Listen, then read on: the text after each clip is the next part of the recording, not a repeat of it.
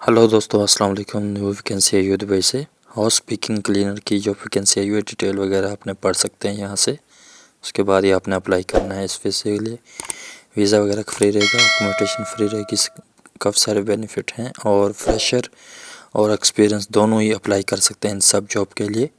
3 new vacancy आई हुई हैं और ये है असिस्टेंट की जॉब वैकेंसी दुबई में। और व्हाट्सएप नंबर पे ही आप इनसे कांटेक्ट कर सकते हैं। अपनी CV वगैरह इनको मेल भी कर सकते हैं, व्हाट्सएप भी सेंड कर सकते हैं। और जल्द से जल्द अप्लाई करें इन जॉब वैकेंसी के लिए। हायरिंग चल रही है इन जॉब के लिए।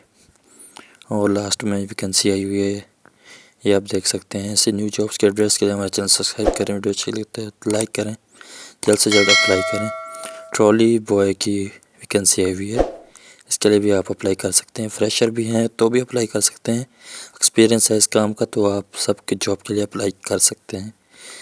Thank you for watch this video. अल्लाह हाफिज़। Please subscribe me.